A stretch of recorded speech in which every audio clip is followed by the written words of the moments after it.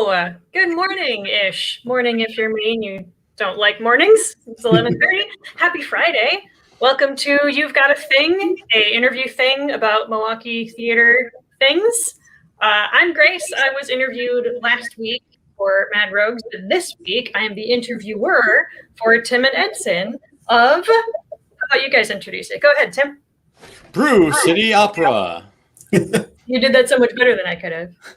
Edson, how about you introduce yourself? What do you do for Brew City Opera? I'm Edson Melendez, the general director of Brew City Opera and one of the originating members, which was me and Tim, basically. We are the originating members. So yeah, that's what I do. Cool. So tell me more about your company. How did you guys get involved with it? Why did you make it a thing? What's the thing that sparked the idea? So Tim and I, we've been friends for quite a while now, and we're kind of nerds when it comes to like theater and opera, and we have all these ideas, and we had no outlet for these ideas, no venue. Nobody wanted to do our stuff.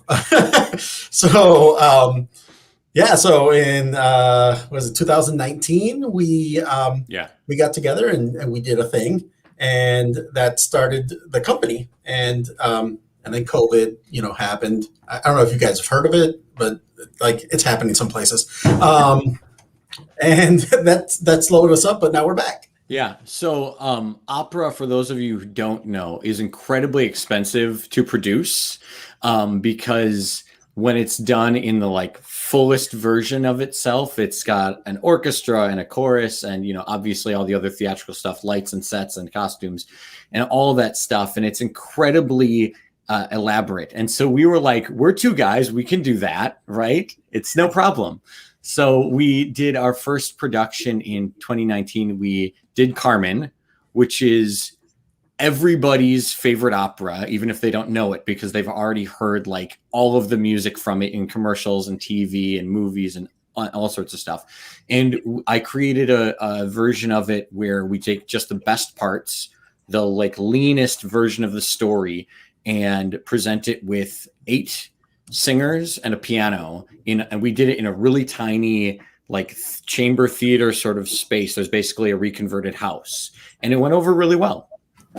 That was actually Inspiration Studios in West Allis, which was until very recently the home of the Village Playhouse. Small community theater company, and a small space, but it worked for us to try some stuff. Mm-hmm. I guess Posey was asking who didn't want to do our stuff. Hi, Juliana. It just never materialized. That's why I said it's incredibly expensive. It's less that Jilliana was like, I was thinking the same thing. Jilliana, why aren't you doing our stuff all the time? But no, I'm just joking. It's just one of those things where it's real. You have all these big ideas, and it's really difficult to make them materialize. So we just decided we were going to take the bull by the horns, and we started a company. We are now a fully formed. What's the word I'm looking for, Edson? Are you talking about the nonprofit or? Yeah. 501c3. Yeah, there we go. I'm not good with numbers. I was told there would be no math, which is awesome for a musician, because we only got to count to 4, so it's cool. Yeah. Sometimes it's not always a matter of busting in someone's office door and being like, I have this thing, you should do it, right? Right. Whose office do you bust down, right? And how do you do that? So making it yourself is really brave and awesome.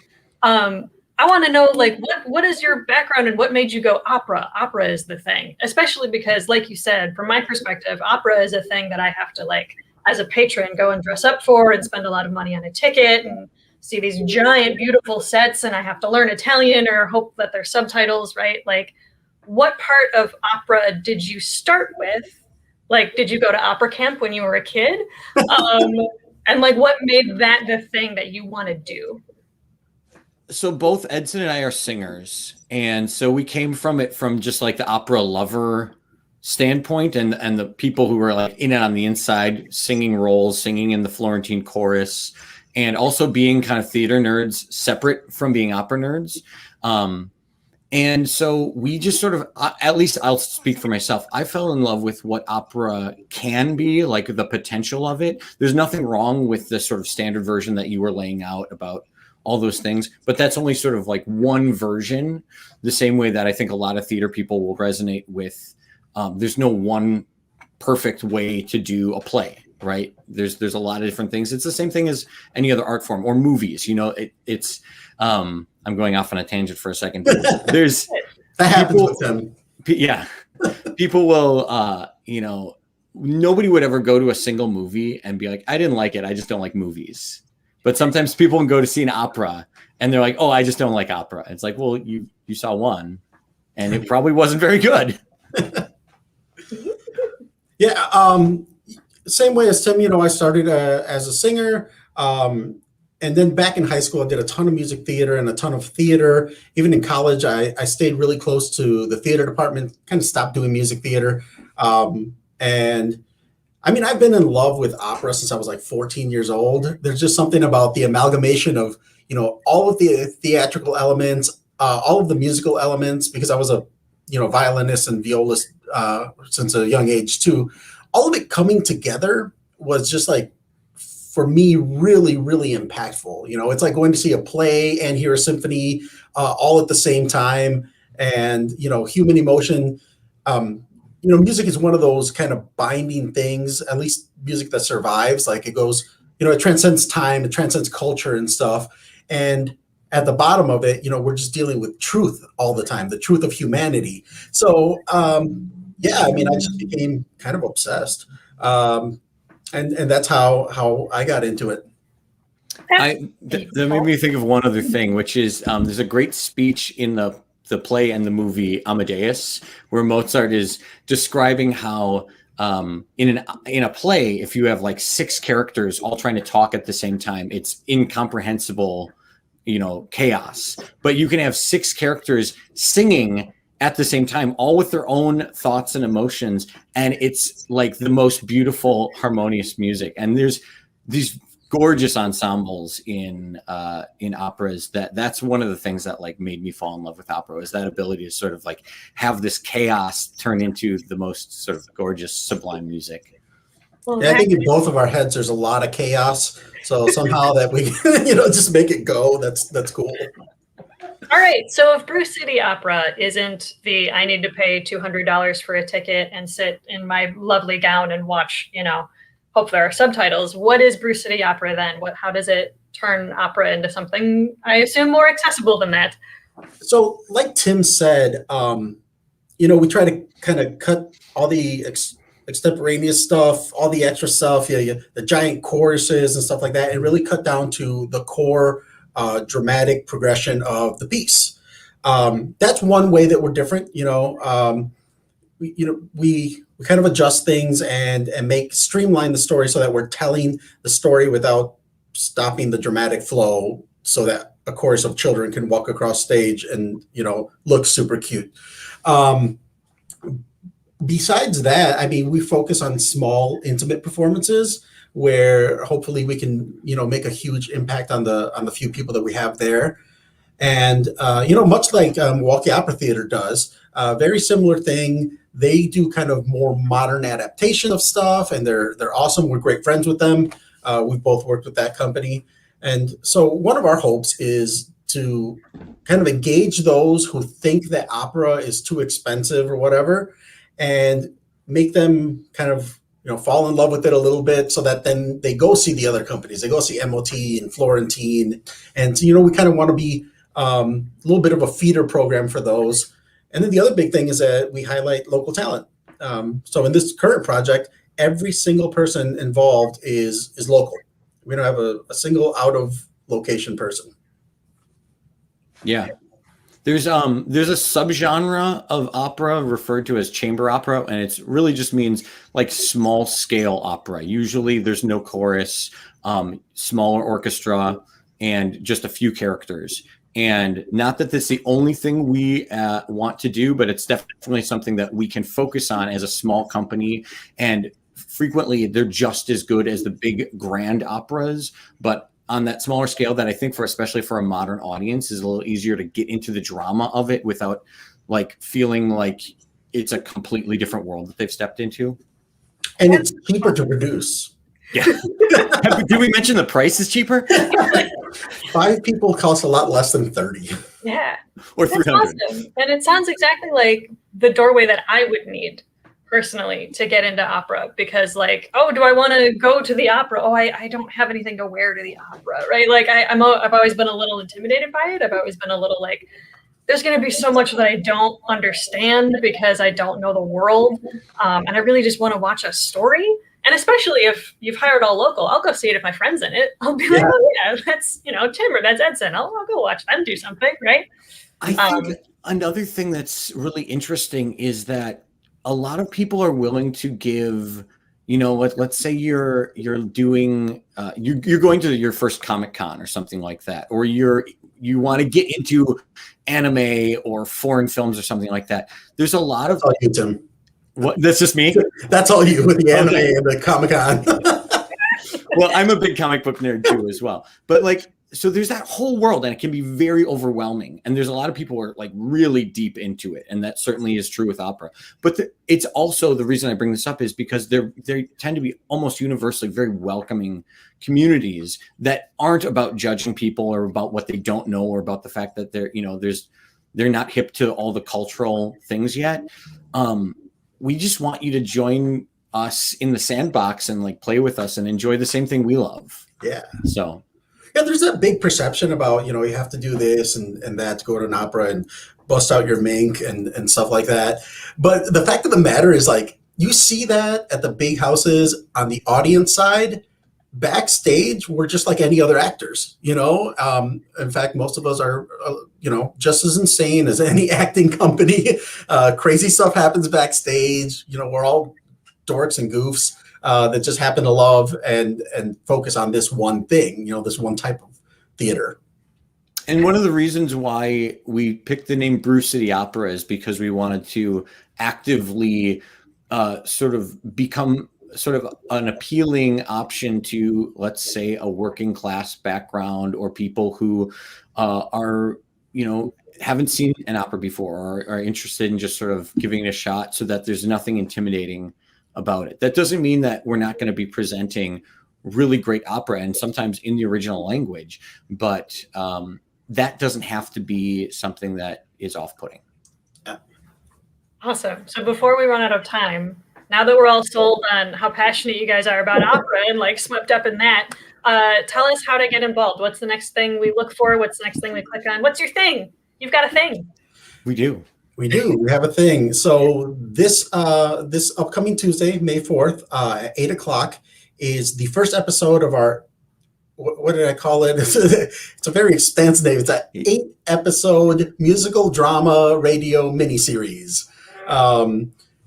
Which, I mean, it's kind of everywhere, right? So it's a little bit, like Tim says, it's a little bit of a play. It's a little bit of a melodrama. It's a little bit of an opera.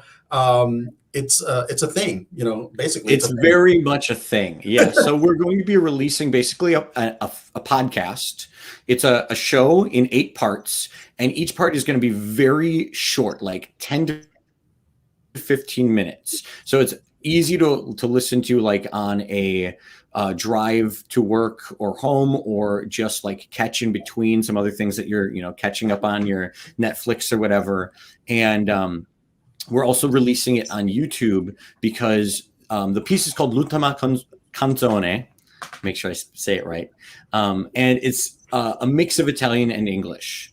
And I'll let Edson describe the story more in just a moment. But we'll have the Italian songs with English translation, so you can keep up on the YouTube video. So anyway, Edson, take it away. Yeah. So it's all based on the music of this guy named Francesco Paolo Tosti, and he's a great Italian composer. He was friends with all the big opera composers of his time, like Puccini and him used to like kick it, play cards. And I love his music. I think Tim loves his music too. And the weird thing is that he never actually wrote an opera. But he wrote these great melodies. And so we took like 16 of them and we wove a narrative around them and made them a complete story. All the names, most of the names in the actual show are derived from the songs, like in their original context. These are mostly like recital pieces, so they didn't always work as dramatic pieces. So we kind of did some cutting and snipping and rearranging of texts to, kind of recontextualize them so that they served in a more dramatic fashion.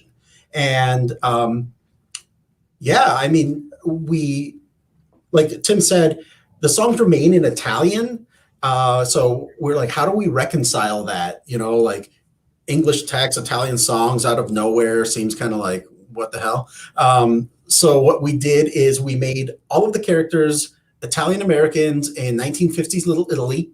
And there's so much Italian woven in that we've heard on an everyday basis, like Capiche and, if you know your gangster films or your Godfather and Goodfellas and stuff like that. Yeah, so it's all woven into the text. Not so much that you don't know what's going on, but enough so that it's not weird that they're singing in Italian. The other cool thing is that they're all Italian lounge singers. So that's another reason for why they kind of, especially in the third and fourth episode, why they bust out into song. They're actually in the lounge at that point and, sort of performing. So it's fun like that. And it's not a thing. It's a lot of things. Yeah. So just to bounce off what Edson was saying, this composer, Tosti, he was like a really master craftsman of these songs. And he wrote like over 200 songs that were originally scored for just piano and voice. And they would have been sung at parties. They would have been sung in concerts. They were really, really popular. And they were popularized by some of the best opera singers of the time period, but he just hadn't written a show himself. And so what Edson essentially did was took about 20 of his best tunes and made essentially a jukebox musical, except instead of a musical, it's an opera. Or like if there are any opera like historian people out there watching, it's almost like a ballad opera, which is kind of the same thing as a jukebox musical for an opera. And Edson wrote the story, and it's really masterfully done, where the music just really continues the drama in a really organic way. It's really, really wonderfully done. I think everyone's going to really fall in love with the story and the characters as much as we have putting it together. It's got such amazing talent. And I say that knowing that I'm playing one of the characters, but other than me, it's really, really good people involved. Yeah. And don't let him be too modest. He rearranged all the music for piano, guitar, and violin. And, so that gives us that really like Italian-y landscape of sound that it makes you really easily fall into their world. And Tim if it's not copyrighted yet, copyright it now, because it's just so beautiful. It's so beautifully done. But where Tim was going with that, we have just an amazing cast of like industry professionals from the area that, these are the pros of pros, and they really brought these characters to life and, dedicated to the project. And it was great. So Tim's playing our lead character, Marco.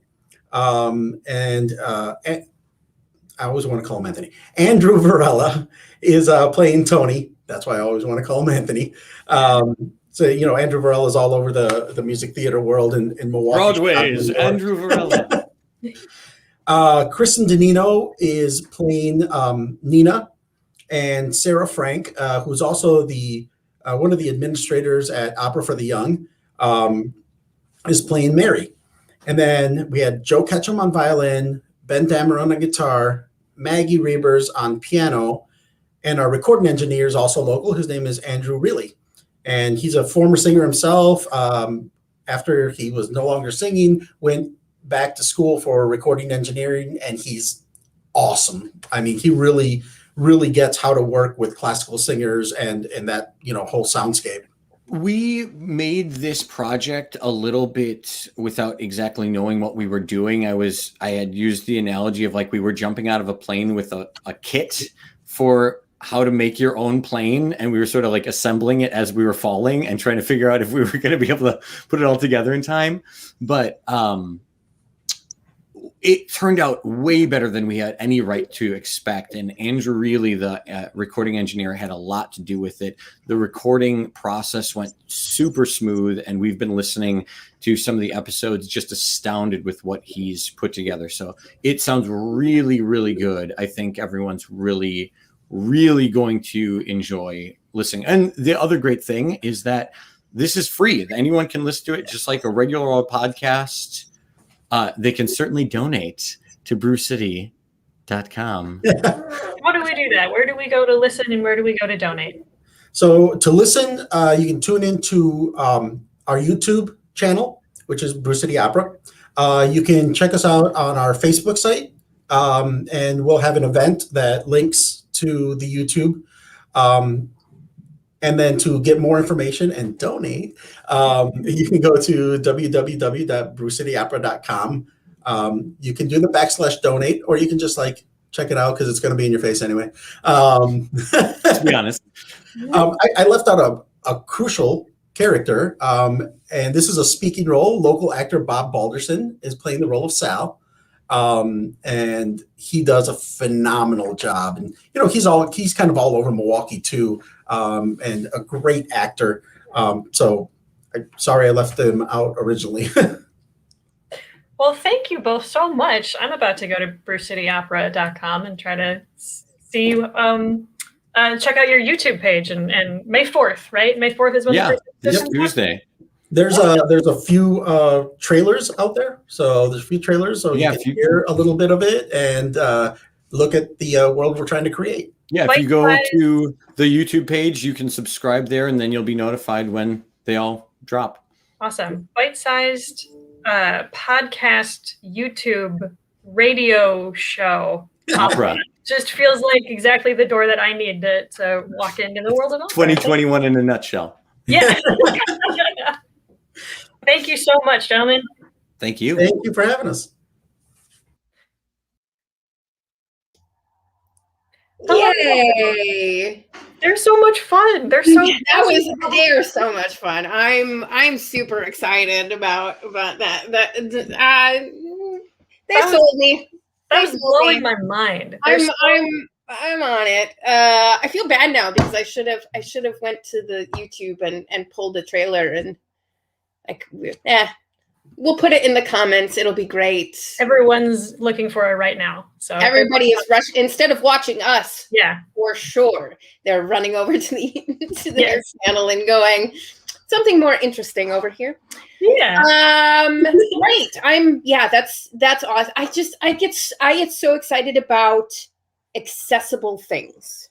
Mm-hmm. I get so excited about accessible things because I think for a really, really, really long time, excuse me, allergies. There has been this level of inaccessibility about money, and this isn't only, I'm not talking about just opera. I'm talking about just regular old theater too, or Shakespeare for that matter. Art in general, performing arts. They're the first thing to get cut when institutions are afraid that they're running out of money. Yeah, and then it just becomes inaccessible to people who don't have money. Yep. So I'm really glad that there are so many companies like Mad Rouges, like Brew City, Milwaukee Opera is doing the same thing. Like the Constructivists that we're all on this mission to get the things to the people who traditionally haven't thought of it. Which is why it's so important for people who can to donate, because we do things for free, and we get people together, and we really want to pay our artists, and we often do when we don't even have the money to. A lot of us rely on crowdfunding. Yeah. Especially when you're talking about small companies like Brew City, like Mad Rouges, like the Constructivists, that our operating budgets are so small that traditionally we aren't even considered by like, certain grant funders, because you have to have like $150,000 operating budget to make that happen.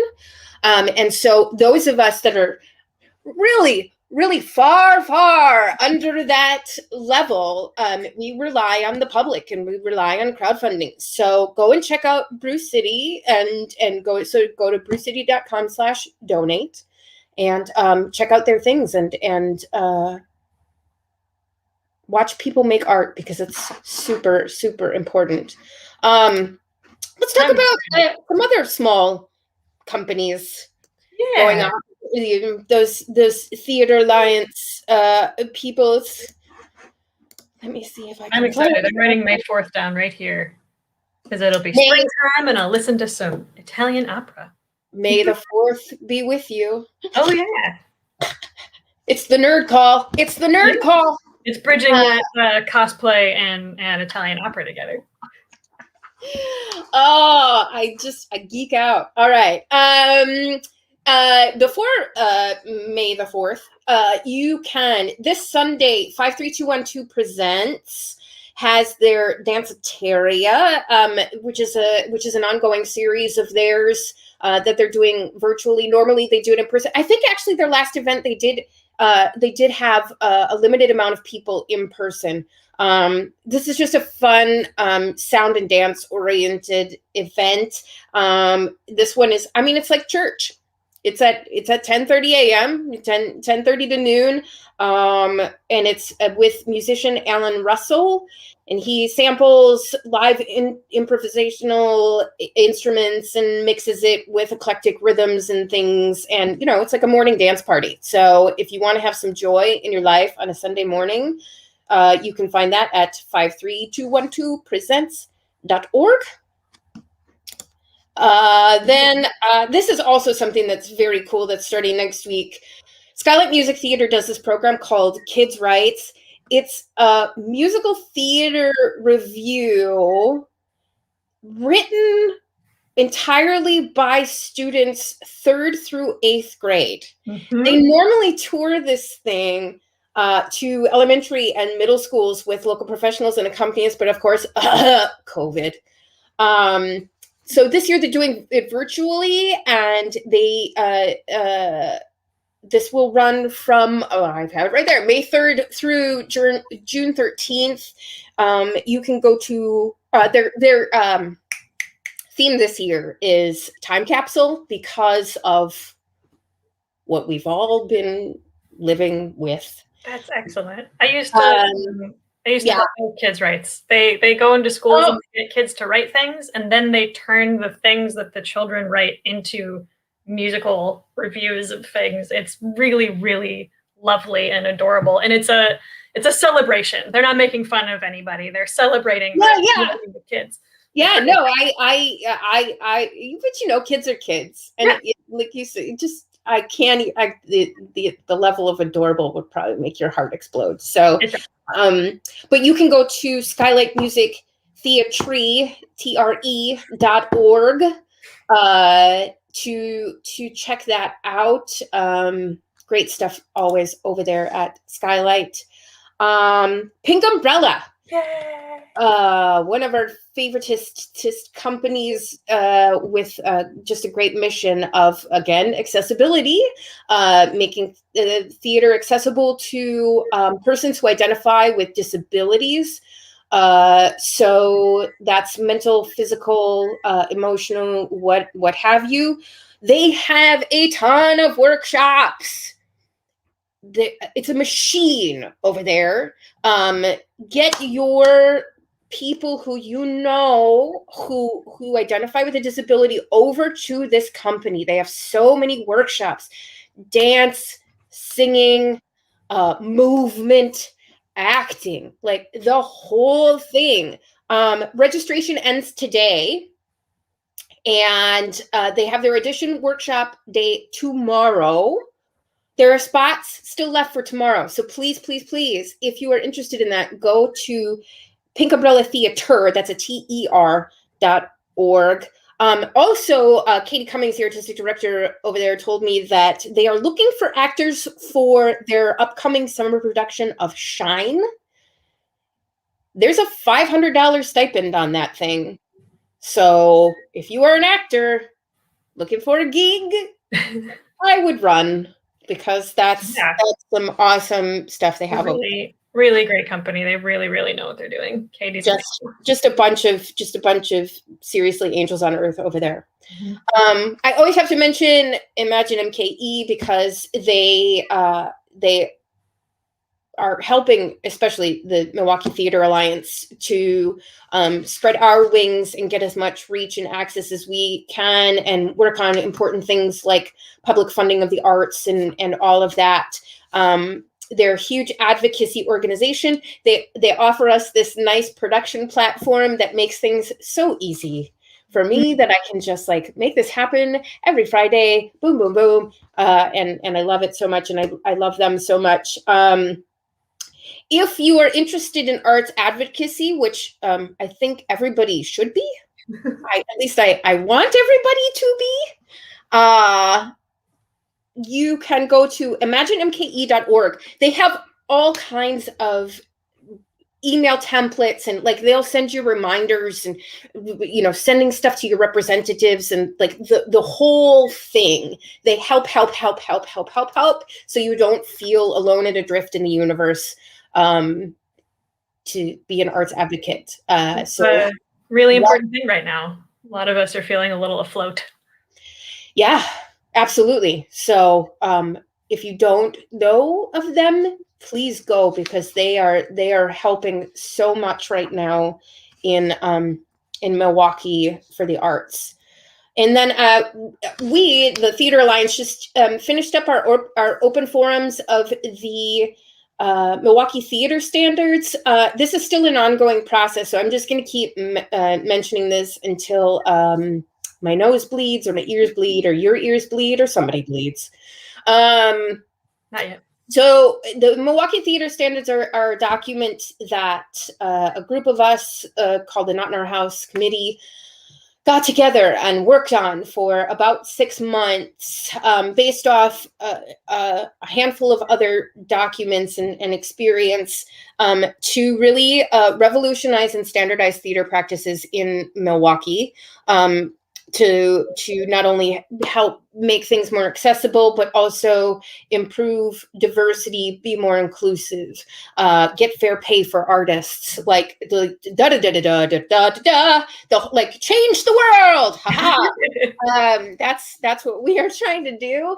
If you haven't checked it out, I encourage everybody that can to go to Milwaukee Theater Alliance.org/Milwaukee Theater Standards, and just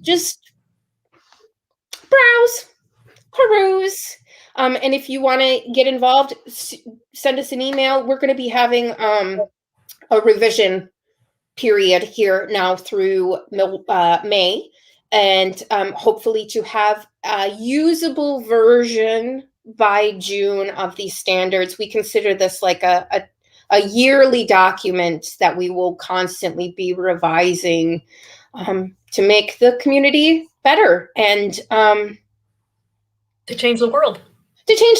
And really, I said it at the first Theater Alliance meeting, and I really mean it still. I want everybody to get paid.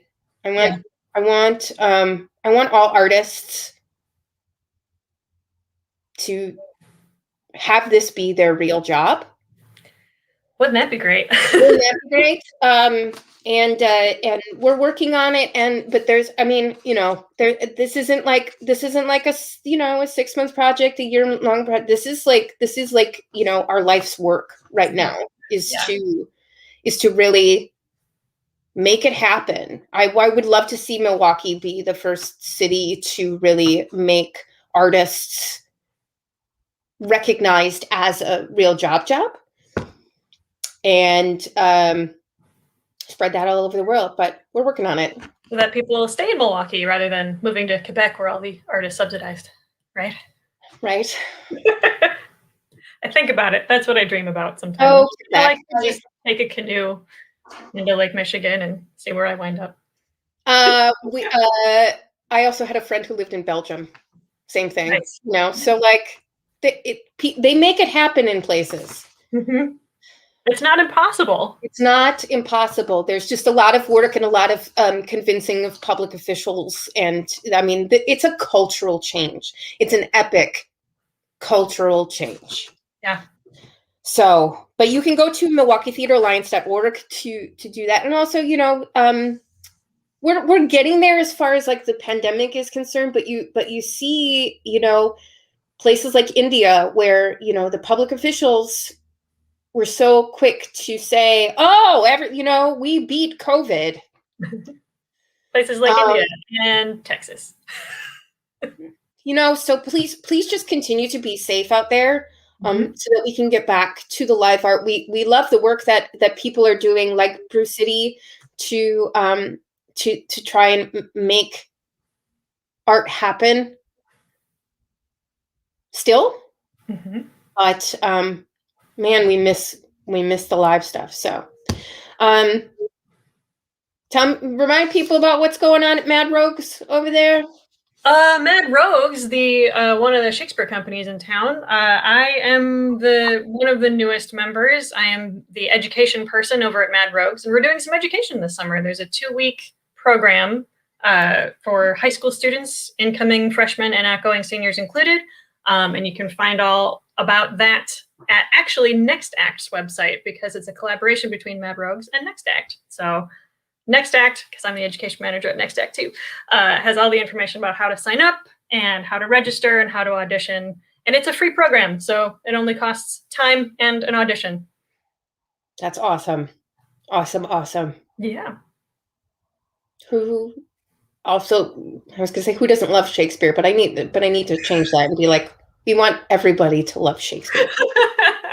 Plenty of people. It's some teenagers love Shakespeare after one day of a workshop with me.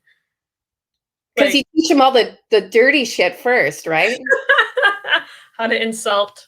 I mean, that's how you get them, right? Every time. That's you know, that's what most interested me about learning Polish. You know, my husband just taught me the bad stuff first. It's how it works. And you know, I always, you know, tell people how Shakespeare is like another language. It is. And it's so interesting and makes you feel smart. And I mean, it actually makes you smart. It doesn't actually just make you feel smart. It actually makes you smart.